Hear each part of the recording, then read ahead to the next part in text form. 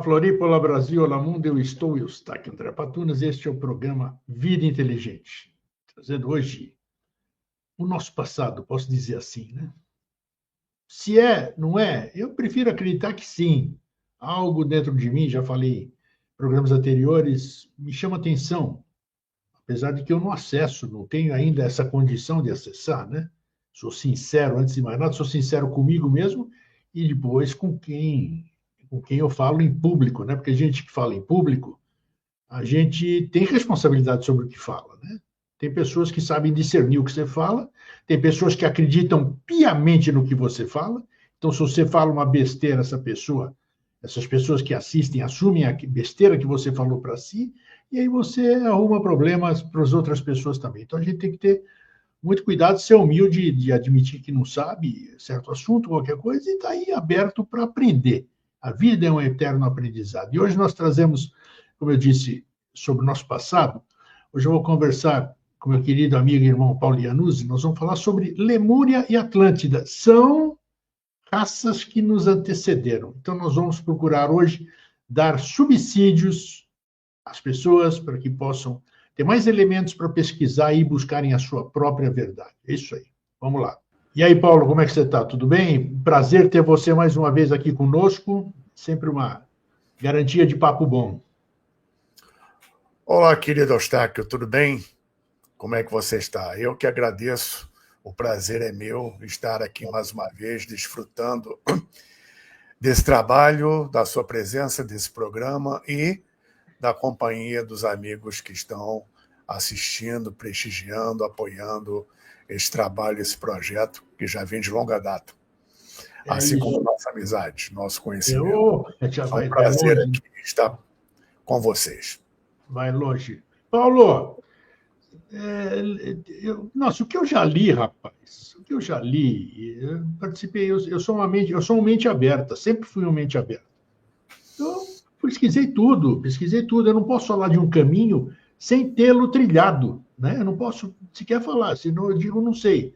Mas eu trilhei diversos caminhos. Eu me permiti ir atrás da minha verdade, do meu conhecimento e tudo. Então, eu trilhei muita coisa, assim como você, que eu sei também. Eu, vai atrás mesmo das coisas, né? Das suas próprias respostas. Então, eu sempre ouvi falar de Lemúria, de Atlântida, que eu falei para você que, em um programa anterior, que eu tenho um carinho, uma atração fantástica por Atlântida. Lemúria, não lembro absolutamente nada, nem sei de nada. Enfim, ignorância total para a Lemúria. Mas todos os registros históricos, coisas antigas que você conhece bem, falam que existiram raças que nos precederam, né? Entre as quais a Lemuriana e a Atlante. Então, eu deixo a seu cargo começar por onde você quiser, antes da tela lemuriana, como você quiser dar a ideia para a gente começar a pegar o fio da meada, para poder desenvolver e deixar depois cada um por si, para que possa buscar as suas próprias conclusões. Com prazer. Vamos lá. Em primeiro lugar, a sua introdução foi bastante feliz e apropriada. Penso também desta forma. Primeiramente, que nós não somos donos da verdade e não estamos aqui para convencer ninguém de nada. Estamos todos num grande aprendizado. Então, por isso que eu sempre estimulo, pelo menos a quem me ouve, fazer as suas pesquisas, seus estudos, não aceitar prontamente o que se ouve, o que se vê, o que se lê, etc. Assistam tudo que vocês puderem, façam suas pesquisas e principalmente tenham suas próprias experiências para tirar suas próprias conclusões. E mesmo assim, isso não significa que estejamos totalmente corretos. Nós não estamos aqui para termos razão, estamos aqui para experimentar. Então, eu creio não, tenho convicção que um senso crítico e um questionamento saudável é necessário sempre. ainda mais com o passar do tempo, a gente passa a questionar muitas coisas. Enfim, e dentro da linguagem e transmissão séria de conhecimento, para lá de milenar, que nós, em nossa pesquisa, dentro de instituições, sociedades e também de uma forma principalmente autodidata, isso também não quer dizer que estejamos diante da verdade absoluta. Eu tenho a convicção, cada vez mais, de tudo aquilo que a gente abarca na vida, dentro desses conhecimentos, são linguagens transmitidas dentro de um âmbito de compreensão, estado de consciência em que você tem condição de assimilar. Então, ninguém vai ler, por exemplo, um texto, uma transmissão de conhecimento, ou ouvir aquela transmissão de conhecimento da mesma forma, sempre no mesmo momento. Cada um vai ouvir de um jeito, e a própria pessoa vai mudar a maneira como ouve, como entende, como assimila com o passar do tempo, de acordo com a sua bagagem. Seja esta bagagem adquirida nesta vida, seja um somatório de outras vidas ou de experiências que estão em nossos registros genéticos e epigenéticos que afloram ou não. E muito do que é transmitido, de acordo com o nosso grau de assimilação, é como a gente entende.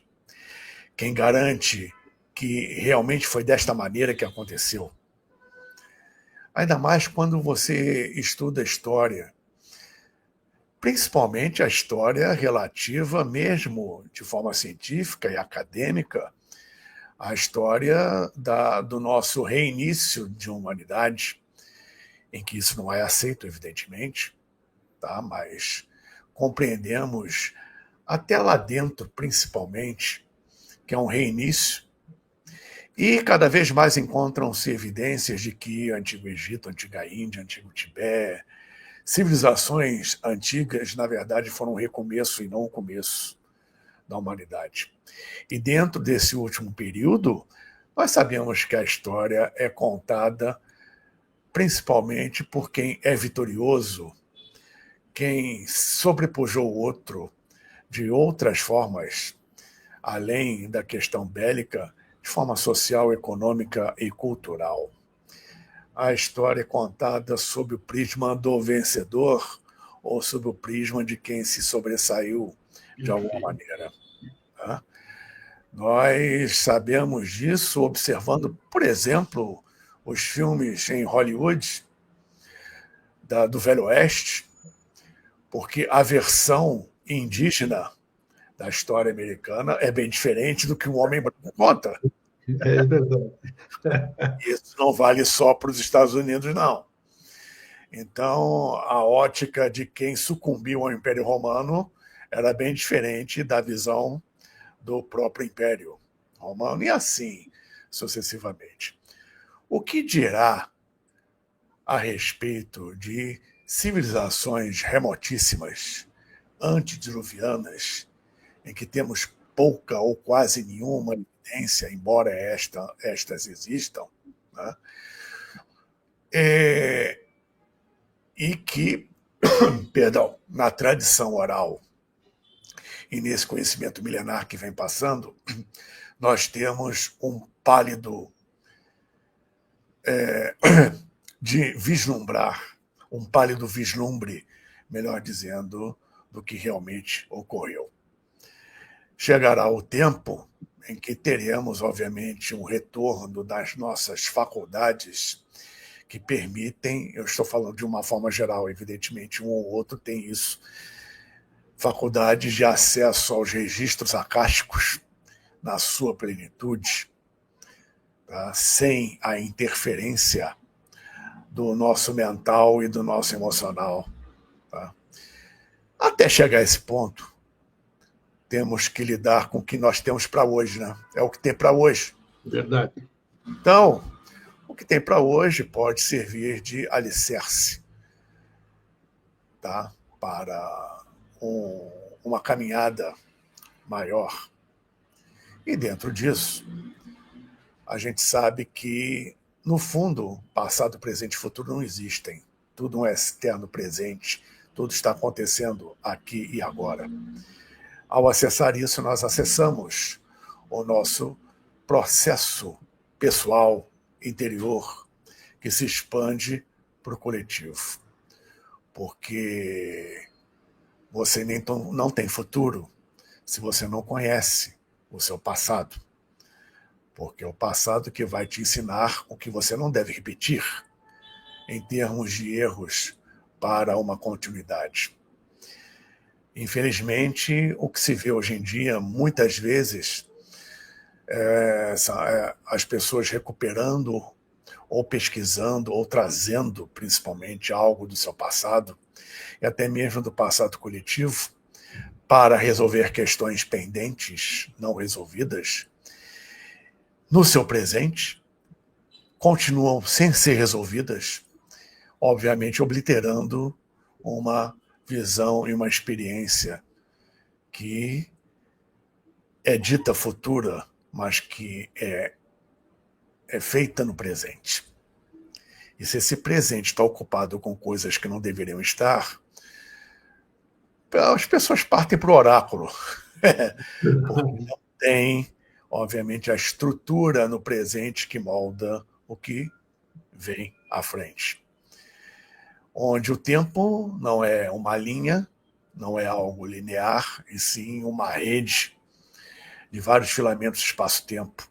E volta e meia acessamos um desses filamentos espaço-temporais.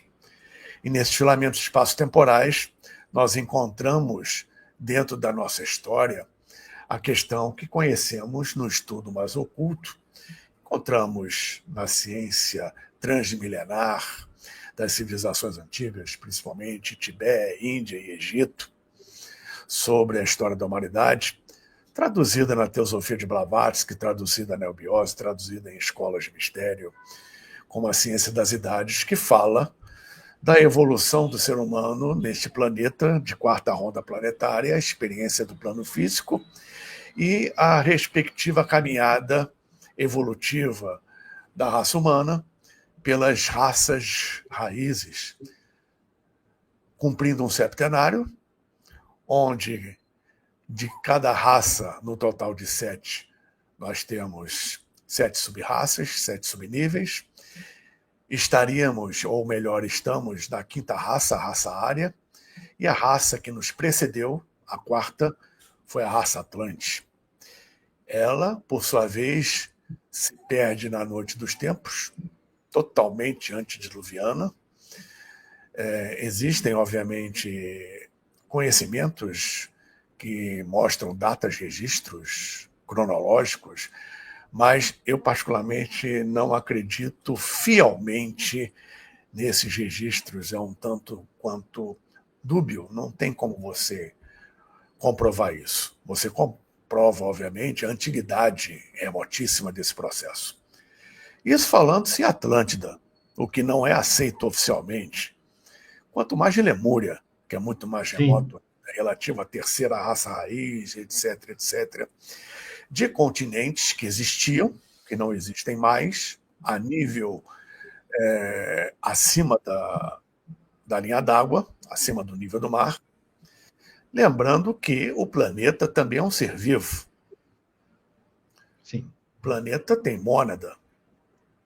O planeta é capaz de sustentar a vida, inclusive em termos esotéricos, em termos ocultos.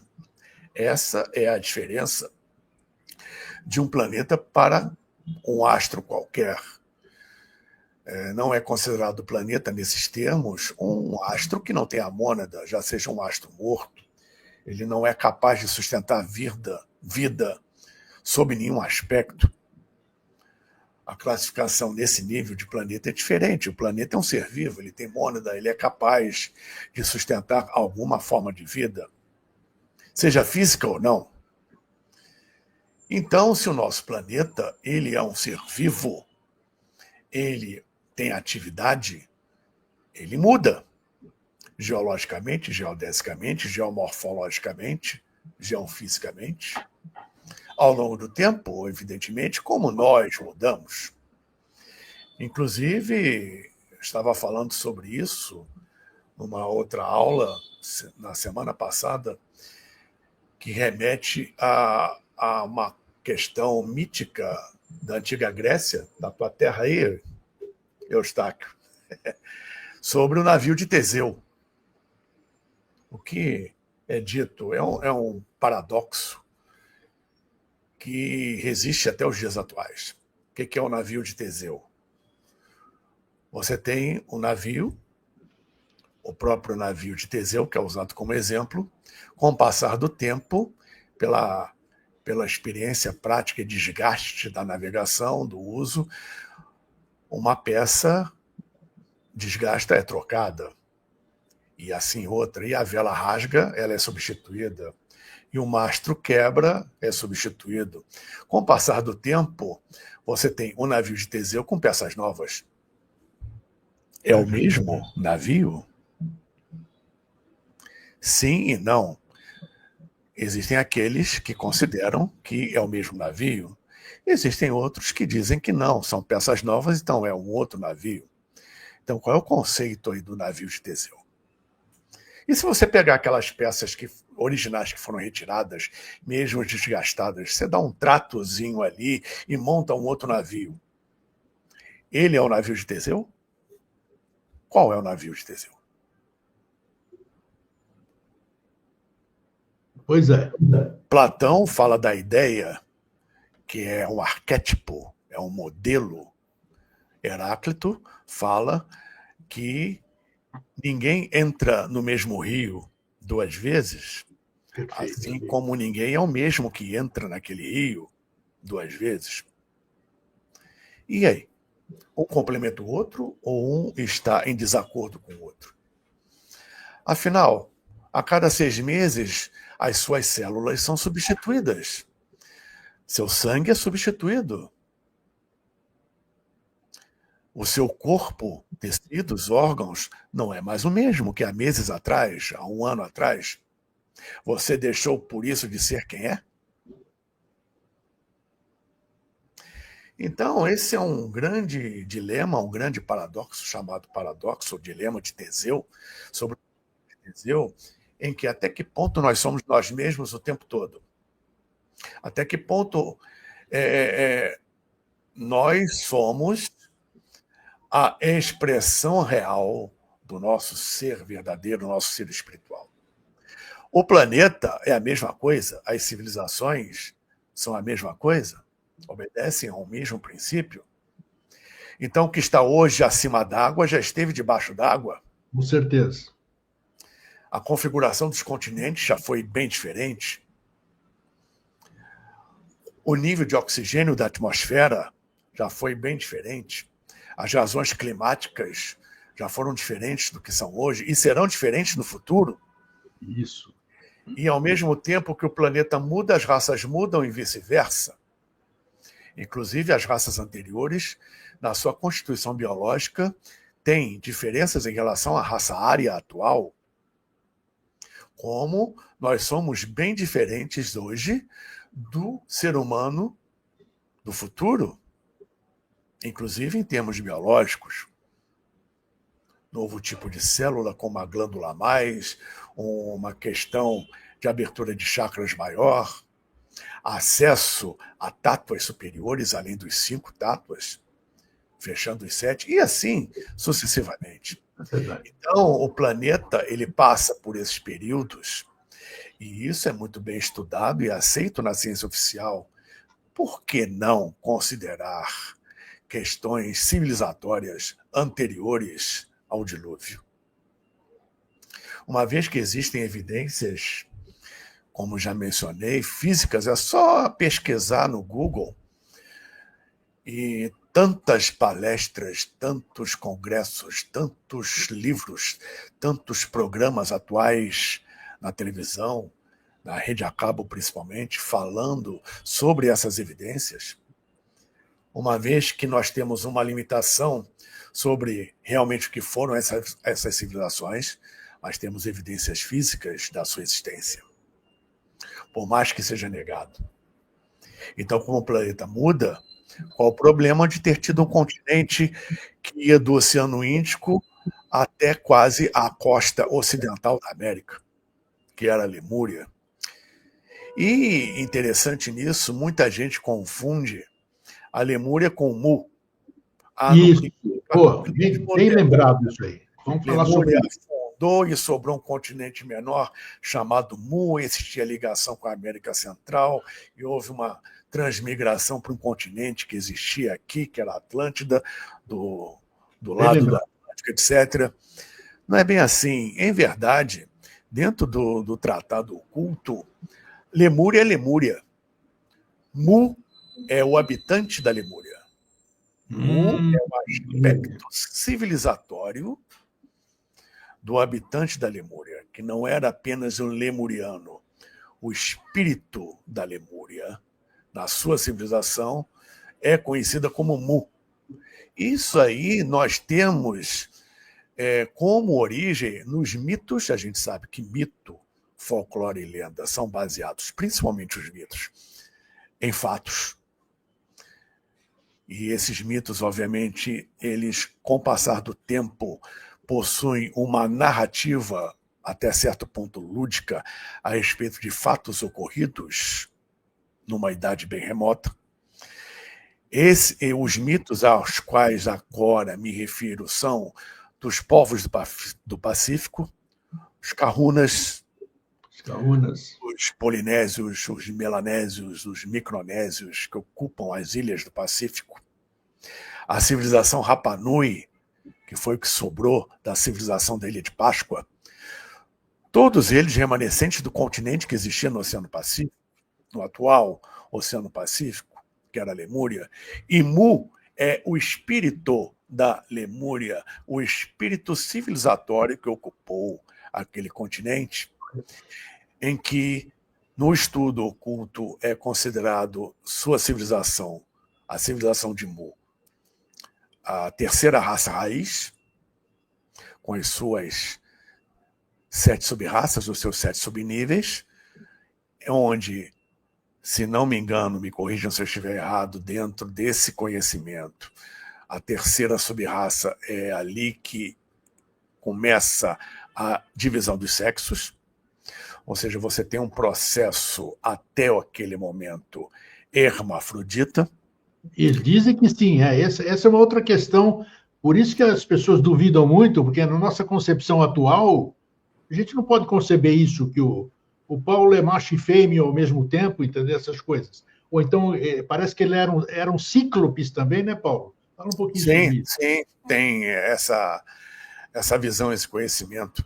Inclusive a respeito da própria mitologia antiga, não só da Grécia, como de outras culturas, mas a Grécia é que fica mais famosa, principalmente a partir de Polifemo ou Polífemo, filho direto de Poseidon, ou Poseidon, que é o grande ciclope, do grande clã ciclópico ou cíclope, que é remetido fisicamente à Lemúria, por conta do terceiro olho ciclópico que afundou no fundo do crânio, formando a atual glândula pineal.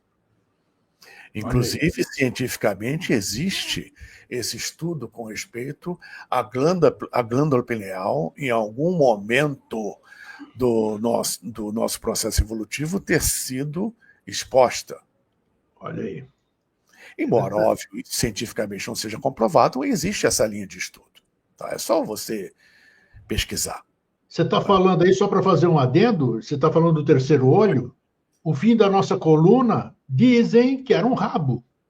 Sim, tem essa projeção. Inclusive, existem nascimentos amorfos que mostram isso.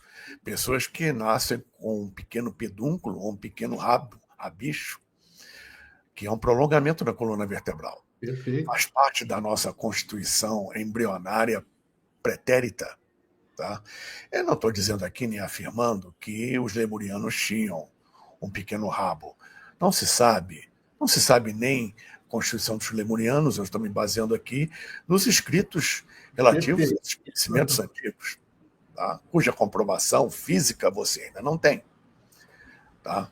Mas dentro da tradição, e eu considero particularmente que uma tradição transmilenar, trazendo determinados conhecimentos, se eles sobrevivem até hoje e têm um respaldo não físico, é porque existe algo sério de substancial nesse conhecimento. Sim.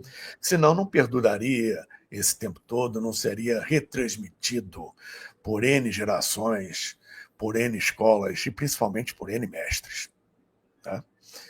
Então, dentro desse processo, agregando a questão ciclópica, nós temos, a nível físico, esse hermafroditismo, que é bem diferente da futura evolutiva androgenia, tá? Que é a manifestação dos dois gêneros de uma forma completa.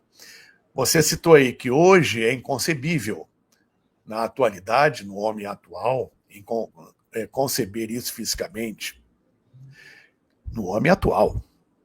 Claro. O homem atual funciona da forma como nós conhecemos, a nível biológico.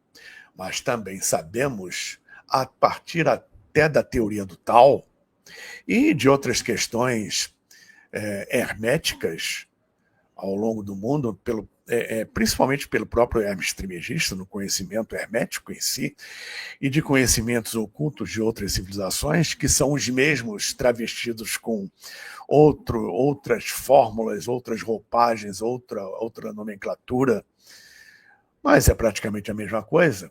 O Tao dá um exemplo muito grande disso. Cito o Tao como poderia ter citado qualquer outro, né? Do símbolo Yin-Yang. Isso. Onde nós temos o preto com a bolinha branca e a parte branca com a bolinha preta. Onde no Yang existe o pequeno Yin e onde no Yin existe o pequeno Yang. Tudo tem a sua contraparte na escala proporcional evolutiva dentro do seu processo específico. Com relação ao que você citou, o ser humano, ele biologicamente é dividido em dois sexos, sim, mas o sexo masculino tem dentro de si a sua contraparte feminina. Indubitavelmente. A ciência prova isso. O gênero funcionando, que é a sétima lei do Kybalion, a sétima lei hermética, gênero está em tudo. Assim como o feminino tem a sua contraparte masculina, o yin com pequeno yang, o yang com pequeno yin. Embora... E você fala bem, porque o desequilíbrio disso causa problemas sérios no seríssimos. Seríssimos, porque isso afeta a Kundalini. Aí é que está. Isso afeta a energia Kundalini, o seu trajeto natural, tá? E o seu desenvolvimento ascensional, seja ele espontâneo ou seja ele dirigido. Tá? A questão futura da androgenia é justamente a manifestação igual dos dois gêneros. Não estou falando aqui de diferenciação sexual. Perfeito. Bem inteligível. O princípio espiritual do gênero. Uma estrela é uma estrela porque tem os dois gêneros funcionando dentro dela. Dois gêneros funcionam em conjunto para que um terceiro aspecto se manifeste. Isso começou no desenvolvimento humano na Lemúria, que era a essência de Mu. Na quarta subraça lemuriana, nós começamos a observar o protótipo do que viria a ser a raça Atlante. Nós estamos hoje na transição de eras, incluindo uma transição humana da quinta subraça da quinta raça para a sexta subraça da quinta raça. E na sexta subraça da quinta raça, que breve já começou o processo, breve já estará predominando, nós teremos nesta sexta subraça da quinta já o protótipo do que vai ser a sexta raça raiz. Como na Lemúria, repetindo, o que era da quarta subraça viria a ser, é o protótipo do que viria a ser a quarta raça, raiz ou raça Atlante. Tá. Nós encontramos, por exemplo, com relação à Lemúria, a questão relativa, embora a ciência negue, dos Moai da Ilha de Páscoa. E se você, por exemplo, traçar, além dos mitos e folclores locais das tribos, né, do Pacífico, por exemplo, nós temos, quando você traça uma linha diretamente da costa do Peru, de Páscoa até a costa do Peru, você vai encontrar numa encosta, no litoral peruano, o chamado candelabro, que é uma escultura na pedra, formando uma espécie de candelabro, mas é uma figura que não se conhece o significado, enorme, na encosta rochosa, e você seguindo a linha do candelabro para o interior, você vai dar diretamente na planície de Nazca, onde tem as famosas linhas de Nazca, as figuras que só vistas, entendidas, identificadas do alto, em Nazca. Se você, há pouco tempo atrás, pelo que se sabe, se conhece, se admite cientificamente, somente no início do século XX, o homem começa a voar, o que dirá de pelo menos 800 mil anos para trás? E mesmo que essas linhas de Nazca sejam mais recentes, embora o indicativo lemuriano de Nazca e de outros elementos da América Central e da América do Sul estejam bem presentes, que remete à possível civilização de Mu, da Lemúria, que grande parte realmente chegou e transmigrou para outro continente, que era o continente Atlântico. Vamos chegar lá. Então você tem elementos aqui na América do Sul que remetem a civilizações anteriores, como Göbekli Tepe, na Turquia, de, no mínimo, 12 mil anos. Embora, por exemplo, Pumapunku, na Bolívia, o próprio folclore inca local, os mitos incas, melhor dizendo, locais, atribuem a esta cidade, feita praticamente em diorita, e só diamante corta diorita, uma cidade inteira construída assim, onde a assinatura do corte não corresponde a nada que se conheça. Verdade. E, segundo o mito inca, foi construída da noite para o dia, muito anteriores a eles, que já têm milhares de anos. Então nós temos essas evidências, que são desconsideradas só por serem mitos, tá? Praticamente no mundo inteiro, principalmente na América do Sul, no que remete à Lemúria. Na América Central, entre os Olmecas e os Toltecas, você encontra esculturas praticamente idênticas ao que você encontra na Índia na época dos Vedas. Lembrando que os Vedas, eles transmigraram de um continente cujo resquício veio a ser, muito tempo depois, o Sri Lanka, antigo Ceilão, Congo belga, né? Fica com o sul da Índia por um istmo, que em verdade era uma estrada, que existia miticamente somente nos contos, nos épicos hindus, desconsiderado pela ciência, até que há pouco tempo atrás se descobriu, quando baixou um pouco o nível do mar, uma estrada de pedra ligando o sul da Índia, o continente, à ilha. E pela tradição, os Vedas viriam de lá, que em verdade não era uma ilha, em tempos muito remotos, eram parte de um continente. Então a herança indiana e hindu dos conhecimentos mais profundos que você vai encontrar no Mahabharata, no Ramayana, que vão dar origem ao Bhagavad Gita, ao Sai Baba Bhajan, etc., etc., vem dos Vedas, inclusive os 4 livros védicos. O próprio Mahabharata é considerado o 5º livro dos Vedas. O mais famoso deles é o 4º, é o Rig Veda. Isso tudo vindo de um continente bem anterior. E você encontra, repetindo, elementos, principalmente cabeças de Shiva e de outros, entre aspas, deuses, Vedas, na Índia, a mesma coisa na América Central, entre os toltecas e os olmecas. Verdade, As verdade. cabeças olmecas enormes não têm paralelo no mundo inteiro, em termos étnicos, principalmente.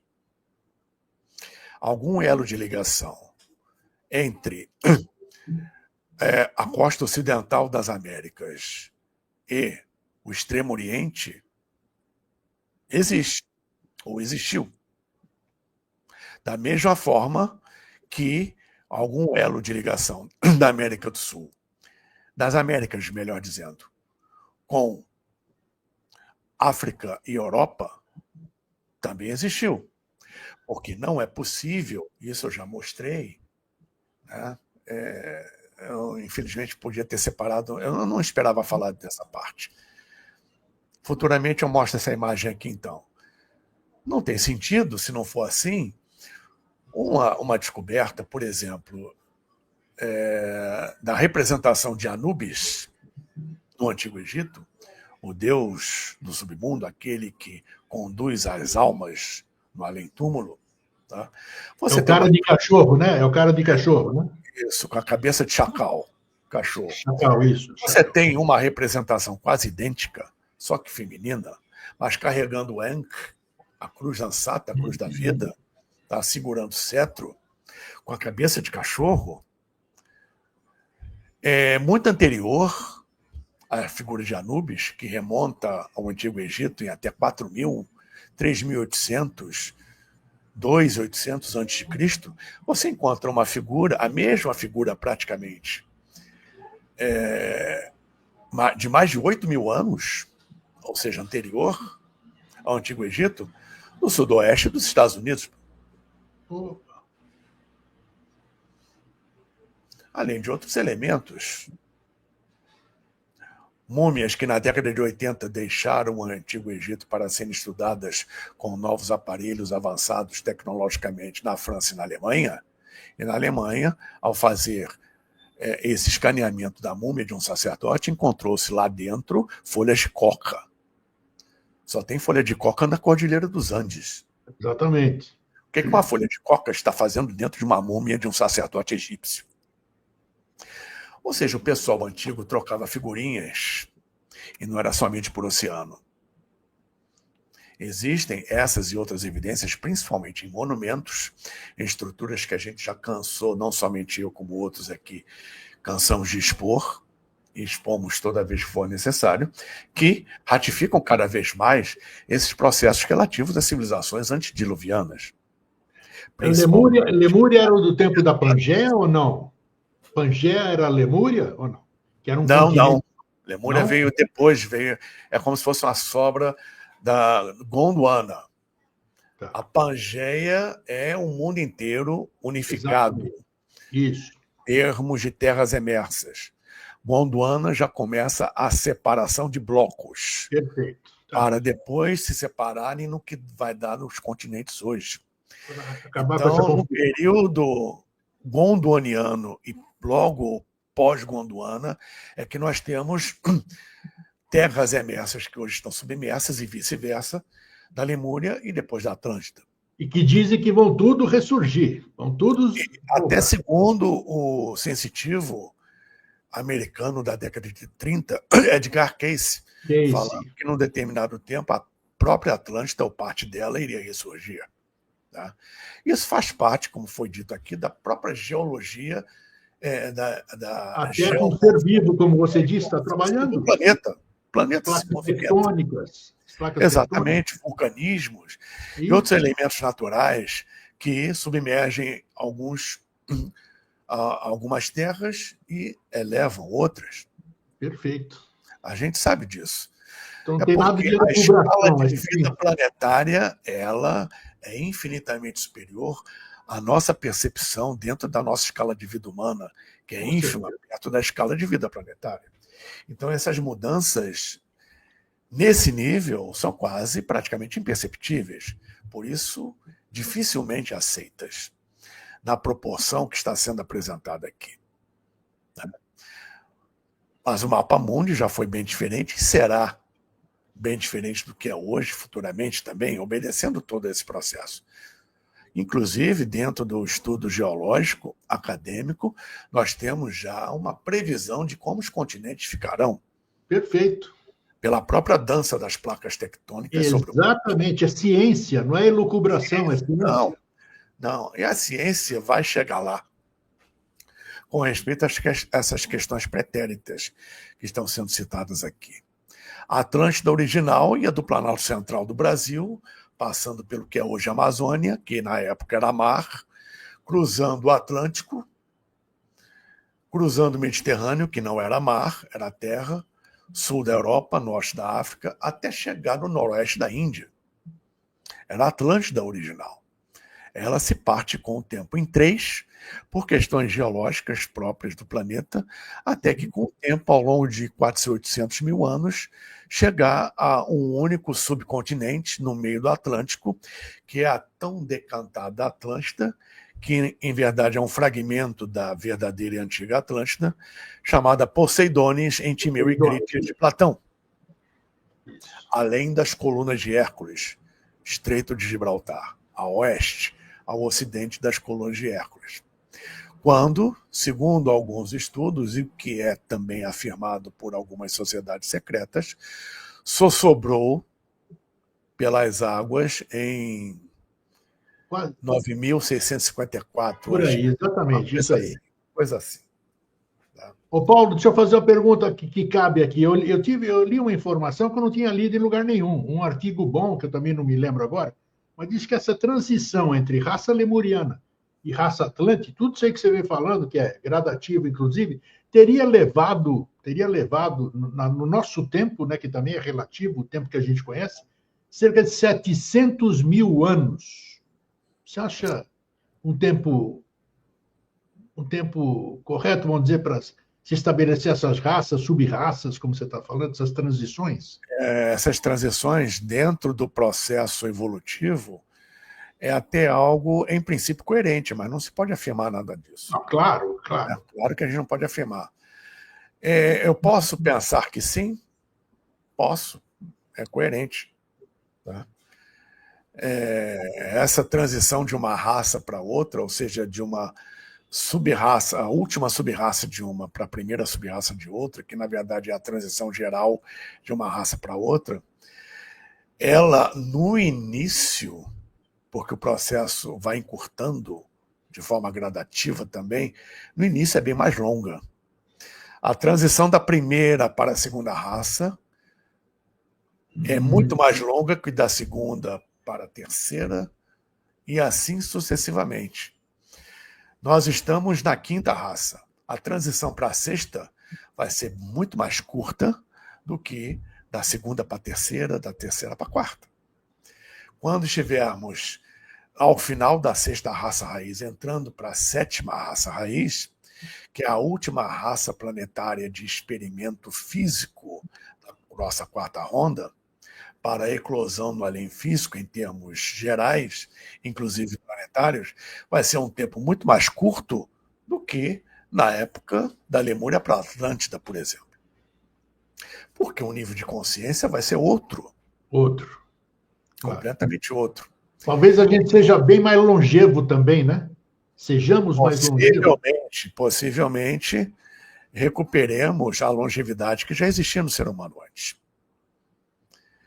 Antes de uma forma natural, agora de uma forma consciencial. Ótimo, bem lembrado. Nível mental. Né? Porque existe, a meu ver, muito romance, claro, em cima de muita coisa. Claro. Tá? Nesse aspecto das civilizações pregressas, a questão principalmente do avanço cósmico, consciencial, tecnológico da civilização atlântica, por exemplo, existe, mas não no nível que se coloca.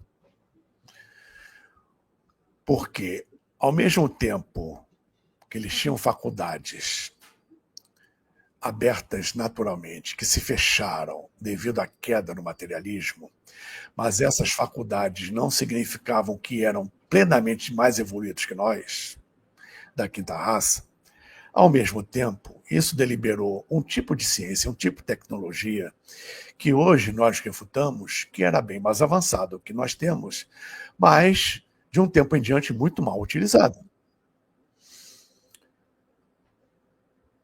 Muito do que é considerado hoje magia, sortilégio, lidar com elementos de manipulação de natureza, manipulação de forças astrais, etc., na época da Atlântida era ciência.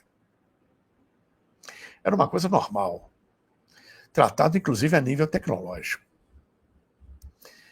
Mas isso foi muito mal utilizado durante um grande período, redundou em conflitos no planeta inteiro. A Atlântida quase destruiu o planeta 2 vezes. O que era aberto tornou-se oculto para a preservação do conhecimento, e porque o ser humano decresceu a uma imaturidade onde ainda hoje não tem competência para utilizar certos conhecimentos. Concordo. Tá? Que foram muito mal utilizados. E existem muitos resquícios no inconsciente da humanidade ainda relativo ao que originou a queda da Atlântida. O que era muito comum lá, muita gente ainda hoje faz. Vou dar um exemplo. Eu vou fazer uma magia, ou então eu vou num centro espírita, ou então vou fazer alguma coisa, ou forçar uma barra, de alguma forma, para conseguir um namorado, para conseguir uma namorada, para tirar fulana do outro, para tirar o outro da fulana, para me dar bem no emprego. Os fins justificam os meios. Prejudicar alguém. Utilizando, inclusive, de forças ocultas, energia, principalmente mental, para manipulação disso. O que é isso? Isso é Atlântida. Queda da Atlântida é isso também, principalmente. Boa. É gente ainda funcionando nesse padrão. Mas nós somos remanescentes dessa civilização. Particularmente, não embasbacado, mas irônico, eu até rio, né? Com todo respeito, mas rio, quando determinadas pessoas, eu tive uma encarnação na Atlântida, aliás, várias. Então, falando com uma empáfia, ou então, como se fosse uma grande coisa.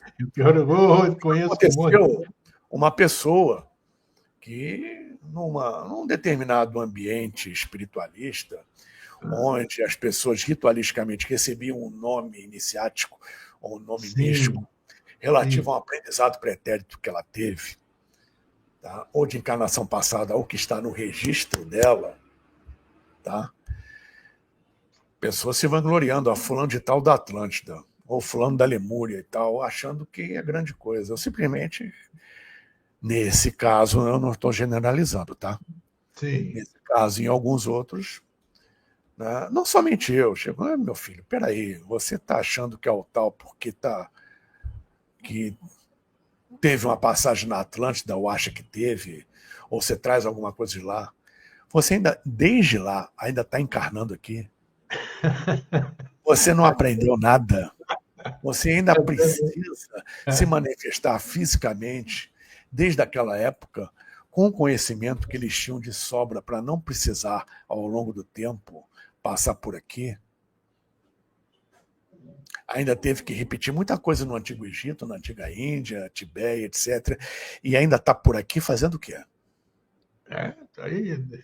A gente está aqui, a gente está por aqui ainda fazendo o quê? A gente. Se compliquei. É isso aí, pô. Aí rolou, né? Mas bem lembrado, bem colocado. E a gente cruza com um monte de gente assim, rapaz. A gente cruza com. Então, olha, nós estamos numa época de transição planetária, eclosão de consciência, o ego está muito inflado, baixa um pouco a bola, porque. Não adianta, isso aí não. Não leva nada. Um monte de gente fala para a gente assim, Paulo, você precisa mudar nisso, precisa mudar naquilo. O Paulo sabe que ele precisa mudar, mas ele ainda não consegue mudar. Então, isso aí Cada um tem o seu ritmo, tem o seu momento. Perfeito. Isso precisa ser, obviamente, respeitado. Se a pessoa ela sente interiormente o processo, mas não consegue se desapegar, algo a vida vai proporcionar para que auxilie esse desapego. Isso, Pode ter certeza. Mas não isso. cabe a nós chegar a querer impor uma verdade, principalmente porque não existem verdades. Só existe uma verdade, e a verdade é algo pessoal. É algo que você sente e comunga lá dentro com a sua união com o seu eu divino. Você já ouviu falar Esta opinião. Você já ouviu falar no Robert Shapiro? Esse nome Sim, que lembra alguém? Já? Então, já. eu trouxe ele aqui para Florianópolis, ele e a esposa vieram aqui para ele dar um workshop, né? Um workshop, assim, passou pelo nosso irmão Rafael ali também, tudo. Sim. Eu Oh, que trouxe ele saudade aqui. do Rafael. Puxa vida, sonhei com ele essa noite.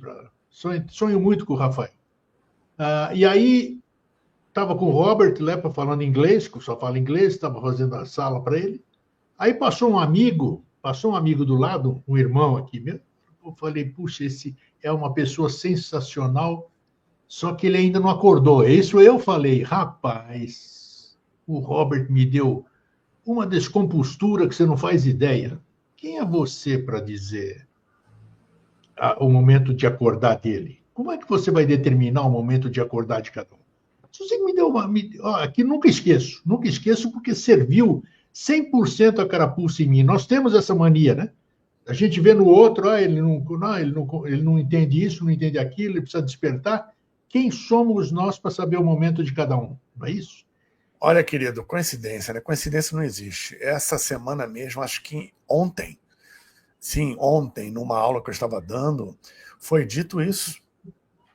Até que ponto nós podemos. Aliás, até que ponto não? Nós não devemos julgar justamente porque não conhecemos o interior de ninguém. Né? Ou seja, até que ponto nós podemos mensurar se o fulano está preparado ou não, ou o que leva aquela pessoa a acordar para o despertar posterior ou não. Cada um tem o seu momento e cada um também escolhe aproveitar ou não esse momento. Sim, e tem o seu próprio gatilho que provoca isso. Exatamente. O fulano é tão elevado, é tão evoluído, ele não mata uma mosca, mas ele não dá certo, as coisas não acontecem para ele. Ele não mata uma mosca hoje, eu não sei o que ele fez ontem. E o que ele fez ontem não me interessa, é problema dele. Então, vamos admitir aqui vidas passadas. Tá? Eu não sei de onde ele vem, não sei o que ele fez, não sei o histórico genético, hereditário que ele tem, não sei o que se manifesta nele. Qual é o aprendizado que ele veio exercitar aqui? O aprendizado que ele tem, até que ponto ele está com elementos negativos sublimados ou não, ou simplesmente abafados. Se ele manifesta o não matar uma mosca por algo natural que já faz parte dele, por uma convicção, ou ele está fazendo uma média. Eu não sei o que se passa dentro dele, como é que eu vou julgar? Como é que eu vou mensurar que nível ele está, se acordou, se não acordou, se vai acordar, quando ele deve acordar? Aí, então, é de uma prepotência enorme. É o que a gente chama no ocultismo de magia cinzenta. Opa, magia cinzenta? Eu conheço a branca e a negra. Qual é que é essa cinzenta aí? Tem a branca, tem a negra, tem a cinzenta, tem a vermelha e a marrom. É mesmo? É. Eu não sabia, não. A vermelha é magia sexual. Utiliza a Kundalini de baixa vibração. Tá. E os fluidos no momento do ato. A magia marrom é a que utiliza sangue. Mas o sangue não é vermelho? Mas quando coagula é marrom. A magia negra, ela é centrípeta. Primeiro eu, primeiro eu, primeiro eu, os fins justificam os meios, eu quero seguidores, isso pode ser até inconsciente, tá? Embora o mago negro seja consciente, ele sabe o que está fazendo, então o karma dele é maior. Então o mago negro, ele quer seguidores, ele quer protetores, para que qualquer coisa que volte do que ele mandou, bata primeiro em um monte de gente antes de chegar nele, daí para baixo. tá? O mago branco, ele é totalmente altruísta. Ele se prepara para servir, para melhor servir. Ele não quer seguidores, tá? Ele expande a luz. O negro não, ele concentra nele mesmo. A cinzenta é a mistura da branca e da preta, da negra, tá? O que isso significa? Vou dar um exemplo. Pessoa vai influenciar outra. Olha, eu sei o que você faz alguma coisa para mudar a cabeça do meu filho, a cabeça do meu marido, a cabeça do meu amigo, da minha amiga, da minha esposa. Entendi. Você vai no centro espírita e fala com a entidade, ó, eu estou oferecendo uma oferenda, um trabalho para fulano, fulano, fulano. Ou seja, é interferir no livre-arbítrio do outro, arbitrando que sabe o que é melhor para o outro do que o próprio outro. Isso é magia cinzenta. Você acaba prejudicando pensando que está fazendo bem. É da onde vem a frase, de boa intenção o inferno está cheio. Isso. Ou seja, isso é uma prepotência e arrogância no sentido de considerar que sabe o que é melhor para o outro do que o próprio outro. O outro pode não saber, mas você não tem nada com isso. E quando você interfere no livre-arbítrio para o outro, pensando que está fazendo bem para o outro, você está aplicando magia cinzenta. Você está sendo arrogante, prepotente e egoísta. Tá. 2 perguntas que vamos encerrar. A primeira pergunta, e nós vamos encerrar depois. Eu nem conheci sobre a Atlântida, então vamos fazer outro programa. Vamos fazer depois. Inclusive, eu quero aprofundar mais nessa questão das magias, né? Para ver, às vezes a gente está fazendo magia sem saber e é bom esclarecer isso aí, né? É, porque tudo começa aqui, toda magia mental. Claro. E segundo, bom, então a pergunta, primeiro. O fato de você pensar mal do outro para o outro já é um ato magístico. É isso aí isso aqui. Tá. Teurgia. Magia branca. Magia branca, perfeito. E finalizando, como é que será o nome? Alguém deve ter dado o nome da Lemúria, foi raça lemuriana. A Atlântida foi raça Atlante. A que vai vir depois vai ser raça o quê? Ariana? Como é que é? A vigente. Como? É a vigente. Após a queda da Atlante, entrou a raça ariana, ou a raça ária. Então, essa que vai... já. Nós somos a raça ária, vamos dizer, e seremos no futuro a raça ária. Não, a sexta raça, em princípio, é homocósmicos. Homocósmicos? Eu nunca tinha ouvido esse termo aí. Tá? É um dos termos. Tá. Homocósmicos. Interessante. A eubiose tem outro termo que eu não estou me lembrando agora, mas tem. A última sétima é andrógena. Andrógenos. Isso. Mas nós não entendemos a atual, vamos querer atender a futura? Vamos esperar, né? Não. Tudo a seu tempo. Paulo, muito obrigado. E nós vamos aprofundar outros assuntos oportunamente aí, porque é bacana, vai instigando, né? Pode contar comigo. Conhecimento é a pirâmide invertida, né? Você conversa uma coisa e abre-se um monte de outras coisas. Sim. Então, obrigado e até uma próxima oportunidade, Paulo. Eu que agradeço a você e a todos os presentes. Obrigado, tchau. Rapaz, muita coisa, né? O esclarecer é importantíssimo, conversar.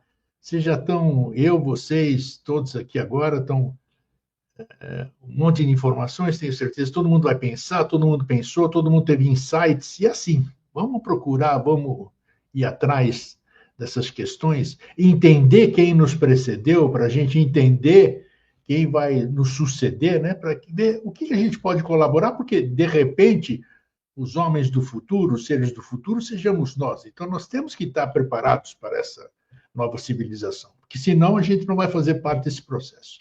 É isso aí, gente. Fraterno abraço, um feliz sempre e até a semana que vem. Tchau.